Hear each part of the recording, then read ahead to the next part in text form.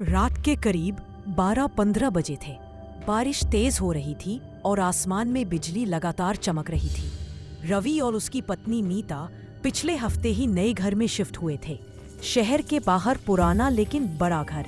Real estate agent ने कहा था, घर थोड़ा पुराना है लेकिन शांत इलाका है। पर वो शांत शब्द अब डरावना लगने लगा था। पहली ही रात नीता ने करवट लेते हुए कहा, रवि, दीवार के अंदर से किसी के फुसफुसाने की आवाज आ रही है। रवि ने हंसते हुए कहा, शायद चूहे होंगे या पाइप में हवा। लेकिन नीता ने जब कान लगाया, दीवार के पीछे से धीमी आवाज आई, मुझे बाहर निकालो। नीता डर से चिल्लाई। रवि उठा, दीवार पर हाथ लगाया। ठंडी, गीली और मानो अंदर से हल्की हलचल महसूस हो रही थी। बारिश रुकी नहीं थी। रवि ने मरम्मत वाले को बुलाया, पर उसने कहा, साहब, ये घर पहले बहुत सालों तक बंद रहा। यहाँ कुछ अजीब चीजें होती थी। लोग कहते हैं दीवार के अंदर किसी को जिंदा चुना गया था। रवि ने मजाक में टाल दिया, लेकिन रात होते ही दीवार फिर सांस लेने लगी। धीरे धीरे मानो किसी ने अंदर से नाखून रगड़ना शुरू कर दिया हो। खर्रर खर्रर।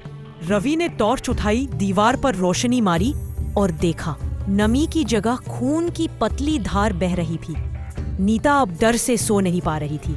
उसने रिकॉर्डर ऑन किया ताकि साबित कर सके कि आवाजें असली हैं। सुबह जब रवि ने रिकॉर्डिंग सुनी तो उसकी रीढ़ जम गई। रिकॉर्ड में किसी औरत की टूटी फूटी आवाज थी, तुम भी मेरे साथ रहोगे, अब कोई नहीं जाएगा। और उसी पल दीवार खुद ब खुद दरकने लगी। सीमेंट के टुकड़े गिरने लगे और दीवार के अंदर से काले बालों का गुच्छा बाहर निकला। नीता चीखी, रवि! रवि ने भागकर बाहर का दरवाजा खोला, पर बाहर वही बारिश, वही अंधेरा।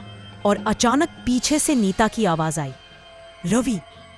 नीता गायब थी। सिर्फ दीवार पर एक नया निशान, मानो किसी ने अंदर से अपनी हथेली से धक्का मारा हो।